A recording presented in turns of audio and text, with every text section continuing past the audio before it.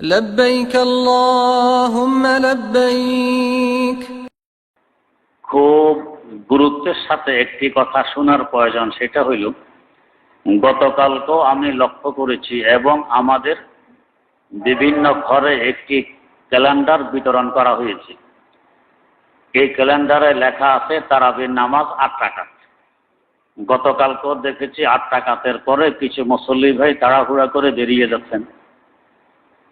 যারা তারাবি 8 রাকাত বলে ক্যালেন্ডার ছাপছেন, লিফটেড বিতরণ করছেন, চটি বই ফ্রি বিতরণ করছেন, এরা এদেরকে আহলে হাদিস বলে পরিচয় দেন। তাদের দৃষ্টিতে মুসলমান হওয়ার জন্য আমরা যে কালেমা পড়ে থাকি লা ইলাহা ইল্লাল্লাহ মুহাম্মাদুর রাসূলুল্লাহ, এই কালেমাটা হলো শিরিকের কালেমা। চিন্তা করুন এই সম্প্রদায়ের হাকিকতার বাস্তবতা কি।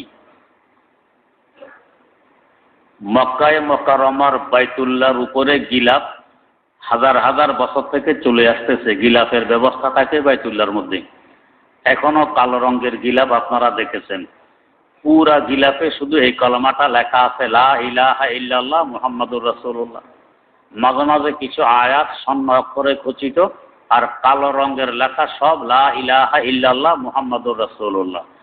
তো এই আহলে হাদিস ভাইদের দৃষ্টিতে বাইতুল্লাহর চতুর্দিকে শুধু শিরিকের কলেমা লেখা। চিন্তা করুন, সৌদি সরকারের যে পতাকা, সৌদি আরবের, এই পতাকার মধ্যে লেখা আছে লা ইলাহা ইল্লাল্লাহ মুহাম্মাদুর রাসূলুল্লাহ। তার মানে এই পতাকাটা শিরিকের পতাকা। তো এই কলেমা কোটি কোটি মুসলমান পড়ে আসতেছে, এটা শিরিকের কলেমা। এটা পড়লে মানুষ মুশরিক হয়, আল্লাহ মাফ করুক। একমাত্র ওনারা মুসলমান, বাকি সব মুশরিক। এই জন্য তারা তাদের সেন্টারে যখন কোনো অনুষ্ঠান করে তো পরিচয় দেয়, ইনি 6 মাস আগে মুসলমান হয়েছেন, ইনি 1 বছর আগে মুসলমান হয়েছেন। তার মানে এর আগে ছিল হানফি, তো মুশরিক ছিল, এখন আহলে হাদিস হয়ে মুসলমান হয়েছে। ইনারাই এই ক্যালেন্ডারটি বিতরণ করছে। মিরপুর 12 নম্বরে ওনাদের একটি মাদ্রাসা আছে, মাদ্রাসার পক্ষ থেকে এই ক্যালেন্ডারে লিখছে তারাবির নামাজ 8 রাকাত। তো রমজানুল মুবারকে যে তারাবির নামাজে কোরআন খতম হয়, 8 রাকাত পড়ে চলে গেলে এই খতমটা আর খতম হইল না। তার মানে এই বরকত থেকে বঞ্চিত হয়ে গেল। এক তো আরো 12 রাকাত নামাজ থেকে বঞ্চিত হলো, এর পাশাপাশি খতম থেকে বঞ্চিত হইল। অথচ ওনারা দমে দমে বুখারী শরীফের নাম বলেন। ইমাম বুখারী রহমতুল্লাহ আলাইহির জীবনী পড়ে দেখুন। বুখারী শরীফের শ্রেষ্ঠতম ব্যাখ্যা গ্রন্থ ফাতহুল বারির ভূমিকায় লেখা আছে, ইমাম বুখারী রহমতুল্লাহ আলাইহি রমজানে 2 খতম কোরআন শরীফ করতেন এবং উনি নিজ 20 রাকাত তারাবি করতেন। প্রতি রাকাতে 20 আয়াত করে করতেন। প্রতি রাকাতে 20 আয়াত করে করলে 20 রাকাতে 20 কত হয়? 400 আয়াত হয়। তো 400 আয়াত যদি একদিনে পড়ি, 30 দিনে কত হবে? 12,000 আয়াত। কোরআনে কারিমে 6,000 থেকে একটু বেশি আয়াত আছে। তো 30 দিনে 12,000 আয়াত মানে 2 খতম কোরআন শরীফ ইমাম বুখারী নিজেই করতেন। কিন্তু বুখারীর উদ্ধৃতি দিয়ে ওনারা বলেন তারাবি হইল 8 রাকাত। এই বুখারীর হাদিসটি হইল 3 জায়গায় হাদিসটি বুখারী শরীফে উল্লেখ আছে। হযরতে আয়েশা সিদ্দিকা রাদিয়াল্লাহু তাআলা আনহাকে জিজ্ঞেস করা হইল, জিজ্ঞেস করতেছেন সাহাবায়ে কেরাম, তো রমজানের রাত্রে আল্লাহ রাসূলের নামাজ কেমন হইত, কত রাকাত হইতো এই সম্পর্কে নয়, কেমন হইতো? কাইফা কানাত সালাতু রাসূলিল্লাহ সাল্লাল্লাহু আলাইহি ওয়াসাল্লাম, রাসূলুল্লাহ সাল্লাল্লাহু আলাইহি ওয়াসাল্লামের নামাজ কেমন হইত? হযরতে আয়েশা সিদ্দিকা রাদিয়াল্লাহু আনহাকে জিজ্ঞেস করতেছেন। তাহলে বোঝা গেছে এই নামাজটি হুজুরে ঘরে পড়তেন না মসজিদে? যদি মসজিদে পড়তেন সাহাবায়ে কেরাম নিজেই দেখতেন। আয়েশা তো থাকেন ঘরের ভিতরে, আয়েশা নিজে জিজ্ঞেস করতেন, ভাই মসজিদে হুজুরে নামাজ কেমন পড়েন? উল্টা যখন পুরুষেরা জিজ্ঞেস করতেছে আয়েশার কাছে রমজানে হুজুরের নামাজ কেমন হইত, তার মানে এটা ঘরের ভিতরে নামাজ, বাইরের নয়। তাহলে এই নামাজটা দিয়ে ওনারা দলিল দিতেছেন এটা তারাবির 8 রাকাত। এবার সামনে আসেন, হযরত আয়েশা বলতেছেন এই রমাদানা ওয়া ফি গায়রিহা, রমজান এবং রমজানের বাইরে বাকি 11 মাস, মোট 12 মাসে হুজুর 11 রাকাতের বেশি পড়তেন না, 11 রাকাতের বেশি পড়তেন না। এরপর 11 রাকাতের হিসাব দিতেছেন কিভাবে পড়তেন? প্রথমে এক নিয়তে 4 রাকাত পড়তেন। লা তাসআল আন হুসনিহিন্না ওয়া তুলিহিন্না, কত সুন্দর করে পড়তেন, কত লম্বা করে পড়তেন, এটা জিজ্ঞেস করবে না। এরপরে সালাম ফিরিয়ে আবার নিয়ত বাঁধতেন, আরেক নিয়তে আরো 4 রাকাত পড়তেন। এখানেও বলেন লা তাসআল আন হুসনিহিন্না ওয়া তুলিহিন্না, কত লম্বা হইতে কত সুন্দর হইতে এটা জিজ্ঞেস করবে না, মানে অনেক সুন্দর অনেক লম্বা করে পড়তেন। এই হলো 8 রাকাত। এরপরে সুম্মা আওতারা বিসালাত, এরপরে 3 রাকাতের বিতির করতেন। এই হলো হাদিস। এবারে একটু বোঝার চেষ্টা করি। প্রথম নম্বর, সাহাবায়ে কেরাম জিজ্ঞেস করতেছেন হুজুরের নামাজ কেমন হইতো। বোঝা গেছে নামাজটি সাহাবায়ে কেরামের সামনে ছিল না, ছিল ঘরের ভিতরে। যদি এটা তারাবির নামাজ হইতো, তারাবি তো সামনে মসজিদের মধ্যে হয়, জিজ্ঞেস করার দরকারটা কি? তো বোঝা গেছে এটা ঘরের ভিতরের নামাজ। তো ঘরের ভিতরে তারাবি পড়ি না তাহাজ্জুদ পড়ি? ঘরের ভিতরে পড়ি তাহাজ্জুদ, তারাবি নয়। তাহলে বোঝা গেছে এটা তাহাজ্জুদের নামাজ, তারাবি নয়। 1।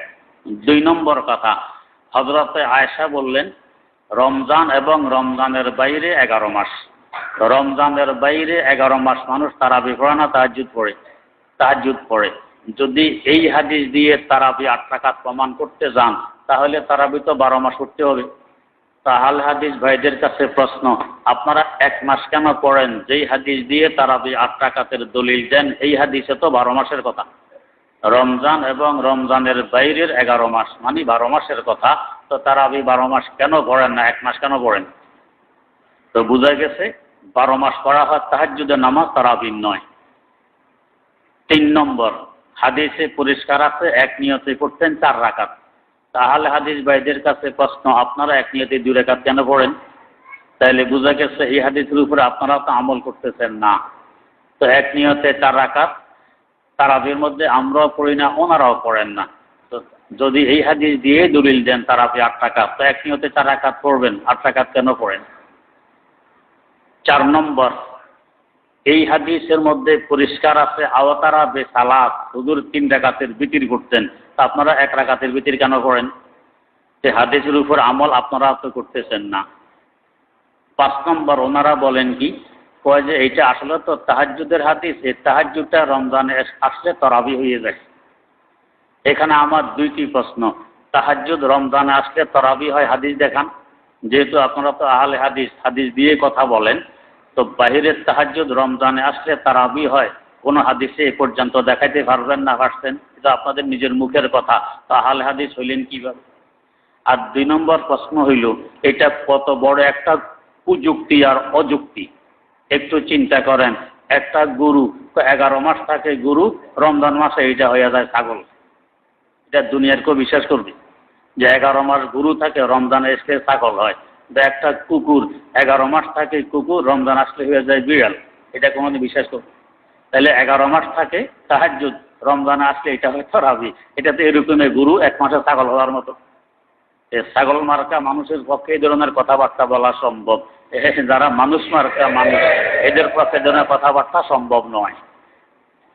আরো আশ্চর্য হবেন, দোকা কি করি না। আমাদের মাদ্রাসার পাশে একটি লাইব্রেরি আছে, মিজান লাইব্রেরি। তারাবি 8 রাকাতের উপরে আমার এক বক্তব্য নিয়ে ওনারা নেটে ছাড়ছেন, আহলে হাদিস ভাইয়েরা। প্রথমে দিচ্ছেন যে মুফতি দেলাওয়ার সাহেবের মাদ্রাসার পার্শ্ববর্তী লাইব্রেরি মিজান লাইব্রেরি, মিজান লাইব্রেরির ফটো দিছে নেট। এরপরে বুখারী শরীফের কভার উপরের ফটো দিছে, এই দেখেন মিজান লাইব্রেরি বুখারী শরীফ। এরপরে দেখেন কিতাবুত তাহাজ্জুদ, এই হাদিসটি ইমাম বুখারী উল্লেখ করেছেন তাহাজ্জুদের অধ্যায়ে, তারাবির অধ্যায়ে এই হাদিস তাহাজ্জুদের অধ্যায়ে উল্লেখ করছেন। কিতাবের ভিতরে যে লেখা থাকে, একেবারে কাগজের কোণা থেকেই কি লেখা শুরু হয় না একটু নিচে লেখে, একটু নিচে লেখে, পৃষ্ঠার চতুর্পাশে একটু সাদা জায়গা থাকে শিলের জন্য, কাটার জন্য। ওই সাদা জায়গার মধ্যে কিতাবুত তাহাজ্জুদ লিখে দিয়েছি, কিতাবুত তারাবি লিখে দিয়েছি। ভিতরে কিন্তু ইমাম বুখারীর লেখা কিতাবুত তাহাজ্জুদ, ওই সাদা জায়গায় হাতে কিতাবুত তারাবি লিখে। ওই দেখেন মুফতি দেলাওয়ার সাহেবের মাদ্রাসার পাশে লাইব্রেরি মিজান লাইব্রেরি, এই বুখারী শরীফ লেখা আছে কিতাবুত তারাবি, আর উনি বলেন কিতাবুত তারাবি এখানে নেই। অথচ কিতাবের ভিতরে কিতাবুত তাহাজ্জুদে লেখা, আর উপরে সাদা জায়গায় এই কথা লেখে তো নেটে দিয়ে দিল তারাবি তো আছে 8 রাকাত। উনি অস্বীকার করতেছেন কেন? এখানে আমার একটি প্রশ্ন, যখন মিজান লাইব্রেরি পর্যন্ত আসতে পারছেন, লাইব্রেরির পাশে আমি এখানে বসি, কাছে রুম, একটু 2 কদম এগিয়ে এসে আমাকে জিজ্ঞেস করতেন, হুজুর এই তো আপনার পাশে লাইব্রেরিতে তারাবির অধ্যায় আছে লেখা, আপনি অস্বীকার করতেছেন কেন? তাহলে তো সহজে নিরসন হয়ে যায় এই সমস্যাটা। লাইব্রেরি পর্যন্ত আসতে পারলেন, 2 কদম এগিয়ে আমার কাছে আসলেন না কেন? এইতে বোঝা গেছে দুর্বলতা আছে, এই জন্য আসতে পারলেন না।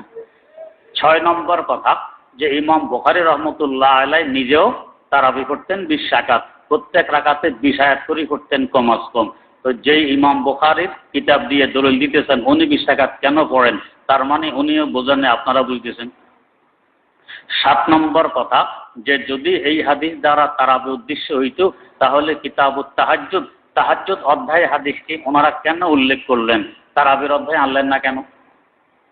তাহলে মুহাদ্দিসরাও বুঝেননি, এটা একমাত্র ওনারাই বুঝছেন, আল্লাহ মাফ করুক। 7 নম্বর কথা, রাসূল আকরাম সাল্লাল্লাহু আলাইহি ওয়াসাল্লাম হযরত আয়েশা রাদিয়াল্লাহু আনহার বর্ণনা অনুযায়ী যে 8 রাকাত করতেন, এই 8 রাকাতে করতেন একা একা, জমাতের কথা হাদিসে নেই। তো আহলে হাদিস ভাইদের কাছে প্রশ্ন, আপনারা তারাবি জমাতে কেন পড়েন? আপনাদেরও তো একা পড়ার দরকার ছিল, যেহেতু হাদিসে এখানে হুজুরে একা পড়া, জমাতের কথা উল্লেখ নেই, তা আপনারা তারাবি জমাতে কেন পড়েন? তাহলে বোঝা গেছে হাদিস তো আপনারাও মানেননি। এইভাবে দিতে গেলে আরো বহু দলিল। 9 নম্বর দলিল, ইমাম বুখারী রহমতুল্লাহ আলাইহির ওস্তাদ ইমাম আবু বকর ইবনে আবি শায়বা, ইমাম বুখারীর ওস্তাদ। ইমাম বুখারীর সংকলিত বুখারী শরীফ আমাদের দেশে ছাপে 2 খণ্ডে, আর ওনার ওস্তাদের কিতাব আল মুসান্নাফ, এটা ছাপে 25 খণ্ডে, প্রায় 39,000 মতো হাদিস এই কিতাবে উল্লেখ আছে। এই কিতাবে পরিষ্কার হাদিস উল্লেখ আছে, রাসূল আকরাম সাল্লাল্লাহু আলাইহি ওয়াসাল্লাম তারাবি করতেন 20 রাকাত। তাহলে ওস্তাদের কিতাবে, হাদিস কিতাবে উল্লেখ আছে রাসূল 20 রাকাত তারাবি করতেন। এই হাদিস পেশ করলে এরা বলে কি এটা জাল, এটা কেউ বানাইছে, ইমাম বুখারীর ওস্তাদ বানাইছেন বা তার দাদা ওস্তাদ বানাইছেন। তাহলে ইমাম বুখারীর ওস্তাদ যদি হাদিস বানায় বা দাদা ওস্তাদ বানায়, ইমাম বুখারী ফেরেশতা থাকে। তো যে ওস্তাদ হাদিস বানাতে হবে নিজের পক্ষ থেকে, ওস্তাদ থেকে ইমাম বুখারী কি করে হাদিস শিখলেন, ওনার থেকে বুখারীতে বুড়ি বুড়ি হাদিস কি করে উনি উল্লেখ করলেন? তাহলে ইমাম বুখারী তো আর বিশ্বাসযোগ্য থাকলেন না ওনাদের এই কথা মানতে গেলে। এখানে এক আশ্চর্য বিষয়, যে ওনারা জানাজার নামাজে সূরা ফাতিহাকে ফরজ বলেন। আহলে হাদিস নামধারী ভাইয়েরা বলেন জানাজার নামাজে সূরা ফাতিহা পড়া ফরজ। এমনকি আব্দুর রাজ্জাক বিন ইউসুফ তাদের একজন মুখপাত্র, তাকে প্রশ্ন করা হয়েছে নেটে যে জানাজার নামাজে সূরা ফাতিহা পড়তে হবে কি না, বা সূরা ফাতিহা পড়া কেমন? উনি জবাব দিলেন কি, ও ফাতিহা মানেই জানাজা, ফাতিহা মানেই জানাজা। তার মানে লাশের পাশে ফাতিহা পড়লে জানাজা হয়ে যাবে, ওযু গোসল থাকার না থাক তার তো দেন আর না দেন এদিকে দেখার দরকার নেই, ফাতিহা পড়লে জানাজা হয়ে যায়, এইভাবে জবাব দিলেন। এখন প্রশ্ন, জানাজায় সূরা ফাতিহা পড়ার কথা আসলো কোত্থেকে? এটা হাদিসে আছে, আমরা অস্বীকার করি না। এখনো যদি আমরা কেউ দোয়ার নিয়তে ফাতিহা জানাজায় পড়ে, এটা নাজায়েজ নয়, পড়তে পারো, কিন্তু কেরাতের নিয়তে পড়লে মাকরুহ হবে। তো হাদিসে আছে এটা কেরাতের নিয়ত নয়, দোয়ার নিয়তে। যেমন আমরা সানা পড়ি এরকম পড়তে পারে প্রথম তাকবীরের পরে। এই যে ফাতিহা পড়ার কথা হাদিসে আসছে, যেই সূত্রে বর্ণিত, হাদিসটি কে বর্ণনা করলেন, তিনি কাছ থেকে, তিনি কাছ থেকে, তিনি কাছ থেকে, হুবহু এই সূত্রে তারাবি 20 রাকাতের হাদিস বর্ণিত, একজনও বেশম নেই। যেই সূত্রে সূরা ফাতিহা পড়ার কথা বর্ণিত, হুবহু এই সূত্রে তারাবি 20 রাকাতের কথা বর্ণিত। এখন আমাদের জিজ্ঞাসা, তারাবি 20 রাকাতের হাদিস যদি জাল হয়, তাহলে জানাজার নামাজে ফাতিহা পড়া হাদিসটা তো জাল হবে, যেহেতু সূত্র এক। এইটা যদি ফরজ হয়, তাহলে তারাবিও তো 20 রাকাত মানা ফরজ হবে।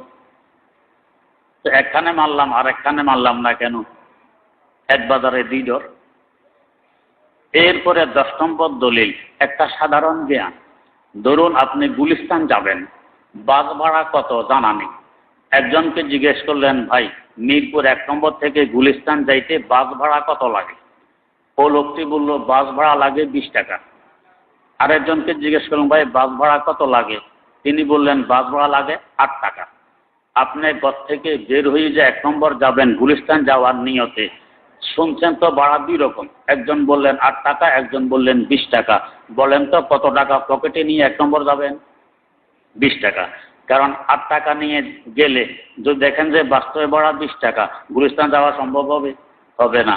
বরং 10 টাকা ভাড়া দিয়ে যে 1 নম্বর গেছেন রিক্সা ভাড়া, যাইতে 10 আসতে 10, 20 টাকা লস, বেকার গেল, আপনি গুলিস্তান যেতে পারলেন না। আর যদি 20 টাকা পকেটে নিয়ে যান, বাস্তব ভাড়াও 20 টাকা হয়, গুলিস্তান যেতে পারবেন। আর যদি বাস্তব ভাড়া 8 টাকাই হয়, তাও যেতে পারবেন। 12 টাকা যে রয়ে গেছে, এইটা আপনি গুলিস্তান গিয়ে নাস্তা করতে পারবেন। এবারে আসুন, নামাজ বেহেশতের ভাড়া। as-সালাতু মিফতাহুল জান্নাহ, নামাজ হলো বেহেশতের চাবি, বেহেশতের ভাড়া। বেহেশতে যাওয়ার সময় কাউন্টার হাসর মাঠ, যেখানে হিসাব দিয়ে যেতে হবে। আল্লাহ পাক বলবেন, বেহেশতের ভাড়া এনেছো? জি আল্লাহ এনেছি। ভাড়া তো নামাজ আছে? নামাজ জি আছে। তো তারাবিও তো নামাজ, এটা পড়ছো? জি আল্লাহ পড়ছি। কত রাকাত? যদি আমার আল্লাহর দৃষ্টিতে বাস্তবে 20 টাকাতে হয়ে থাকে, আর আপনি আহলে হাদিস 8 টাকা নিয়ে গেছেন, আল্লাহ জিজ্ঞেস করলেন কত রাকাত নিয়ে এসেছো ভাড়া? তো আল্লাহ 8 টাকা আনছি। তো ভাড়া তো 20 টাকা ছিল, আর 12 রাকাত যে নাই, এখন তো জান্নাতে যাওয়া সম্ভব নয়, তো এদিকে যাও, বাম দিকে। যেহেতু 12 রাকাতের অভাব, তাহলে জান্নাতে যেতে পারবে না। আর আমাদেরকে জিজ্ঞেস করলে যদি বাস্তবে 20 টাকাতে হয়, যে আল্লাহ 20 টাকা তারাবে আমার আছে। আর যদি বাস্তবে 8 টাকাতে হয়, তাও জান্নাতে যাওয়া যাবে। 12 রাকাত যে উদ্বৃত্ত থাকবে, বেহেশতে গিয়ে নাস্তা করা যাবে। তাহলে সাধারণ জ্ঞানত বলে যে তুমি 20 রাকাত পড়ো। 11 নম্বর কথা, আমাদের হানাফি মাযহাবের দৃষ্টিতে নফল নামাজ জমাতে পড়া মাকরুহ। আহলে হাদিস ভাইরা বলেন নফল জমাতে পড়তে পারবে, মাকরুহ হবে না। কয়েকটি নামাজ বাদ দিয়ে বাকি নফলগুলো জমাতে পড়া মাকরুহ, ওনারা বলেন মাকরুহ নয়। তো যদি তারাবি 8 রাকাতই হয়, তো বাকি 12 রাকাত তো নফল হবে। জমাতে পড়লে আপনাদের ফতোয়া অনুযায়ী তো বৈধ কাজ করলো, সওয়াবের কাজ। এটা কেন নাজায়েজ হবে? লিফলেট কেন বিতরণ করতে হবে? ক্যালেন্ডার কেন ঘরে ঘরে পৌঁছাতে হবে? তাহলে বুঝা গেছে এখানে কোনো দুর্বিসন্ধি আছে। আল্লাহ রাব্বুল আলামিন আমাদেরকে সহি বুঝে আমল করার তৌফিক দান করুন। সুবহানাল্লাহি ওয়া বিহামদিহি, সুবহানাকাল্লাহুম্মা ওয়া বিহামদিক, আশহাদু আল্লা ইলাহা ইল্লা আনতা, আস্তাগফিরুকা। لبيك اللهم لبيك، لبيك لا شريك لك لبيك، إن الحمد والنعمة لك والملك لا شريك لك.